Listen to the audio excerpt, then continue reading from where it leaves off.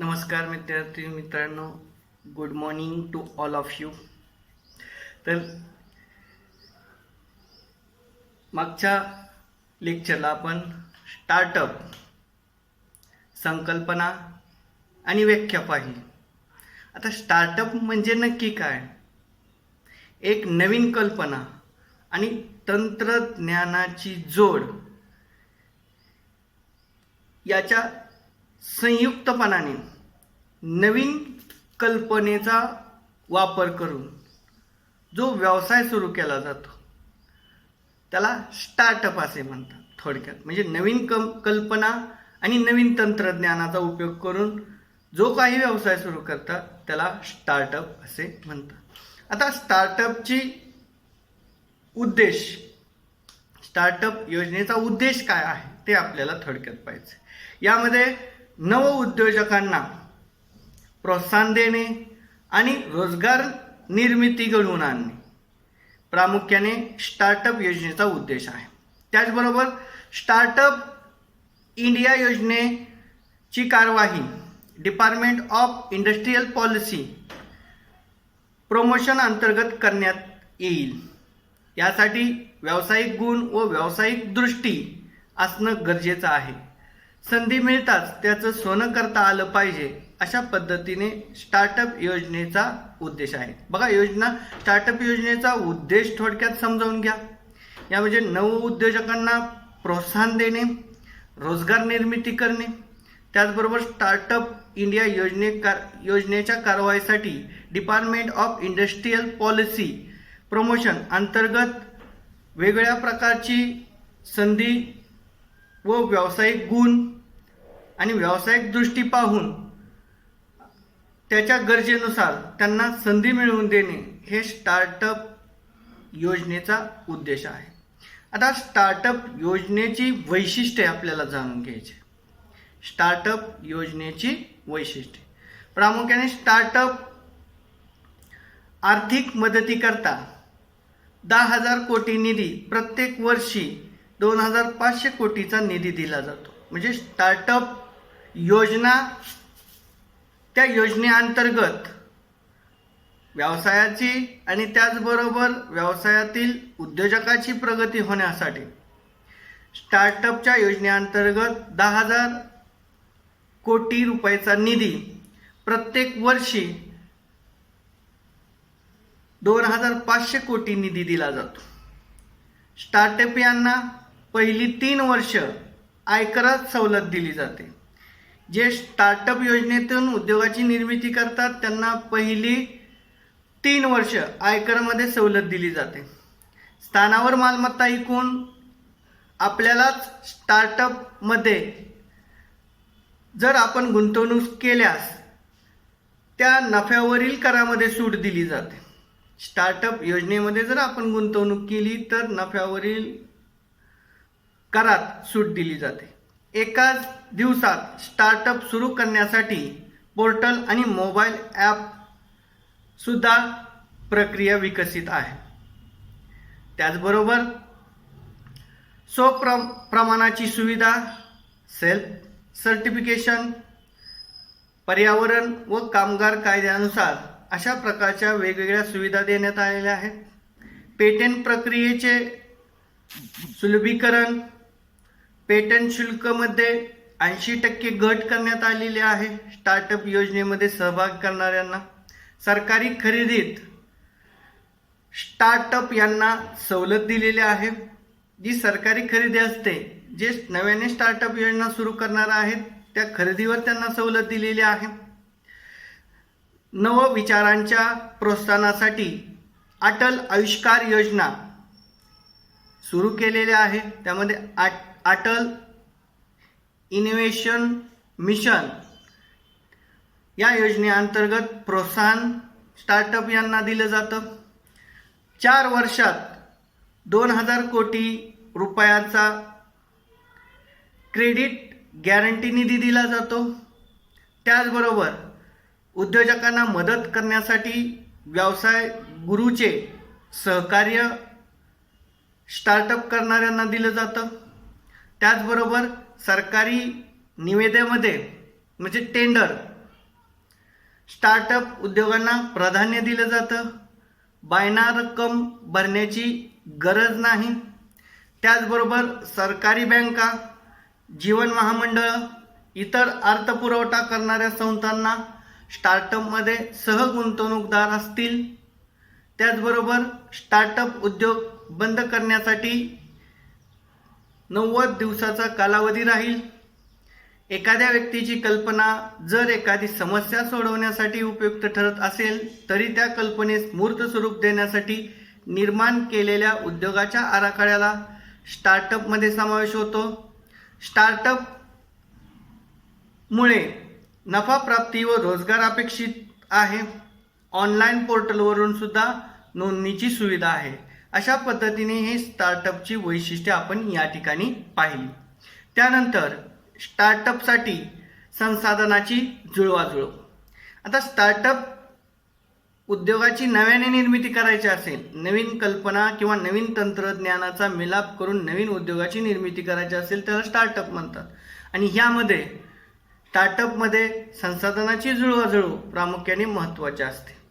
प्रामुख्याने कोणत्या संसाधनाची जुळवाजुळव करावी लागते तर वित्तीय संसाधने, सगळ्यात पहिल्यांदा वित्तीय संसाधने, त्यानंतर बौद्धिक संसाधने, मानवी संसाधने, त्यानंतर भौतिक संसाधने, त्यानंतर भावनिक संसाधने, नैतिक संसाधने आणि वित्तीय संसाधने. या संसाधनाचा प्रामुख्याने विचार यामध्ये करावा लागतो.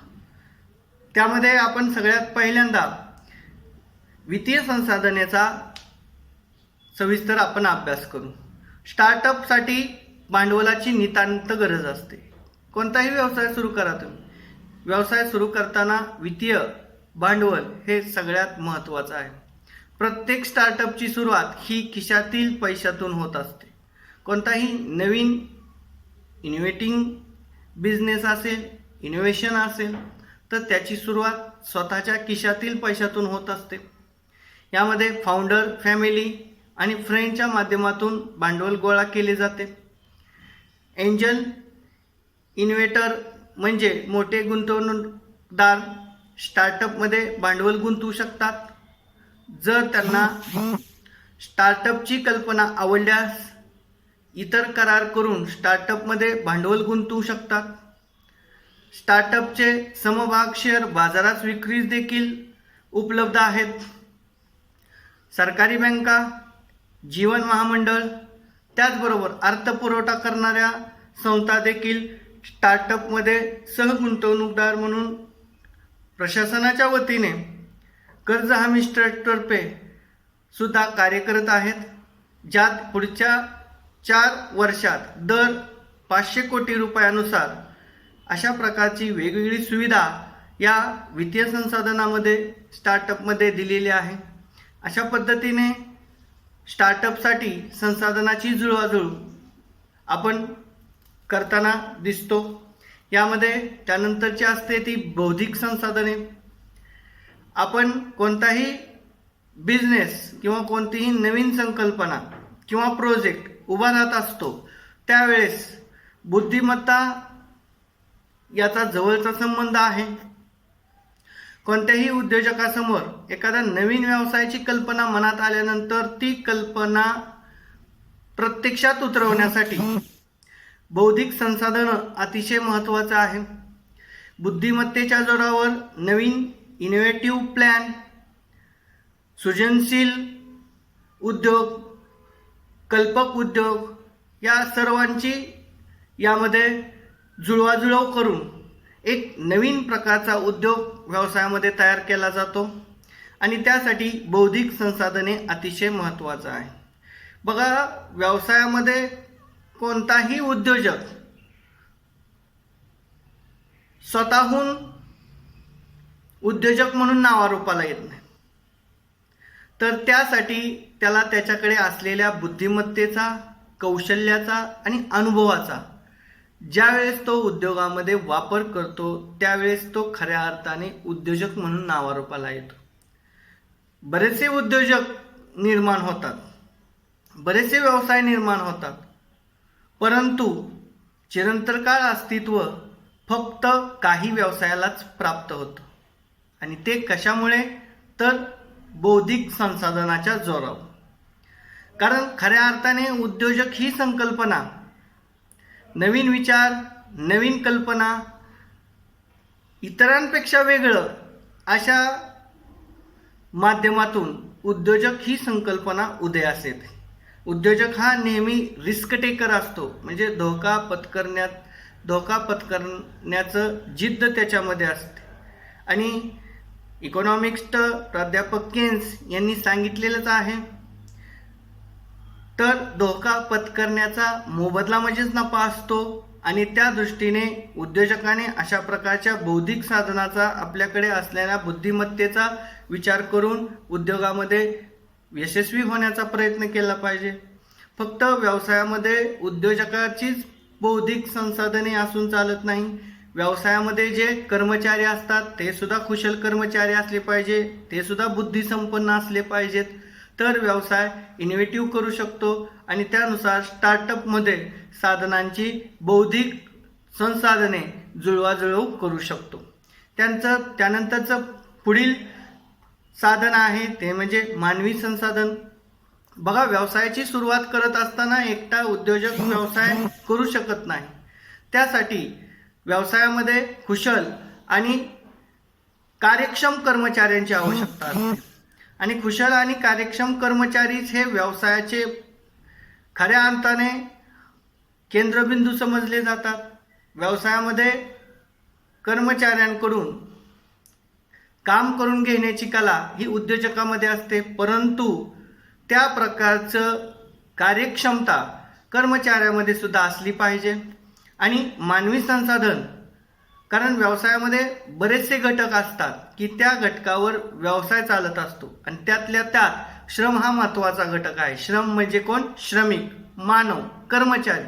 श्रम हा घटक स्वतः पहिल्यांदा कार्यप्रेरित होतो आणि त्यानंतर व्यवसायातील अकार्यक्षम घटकांना कार्यक्षम करतो. त्यासाठी मानवी संसाधने सुद्धा स्टार्टअपसाठी संसाधनाच्या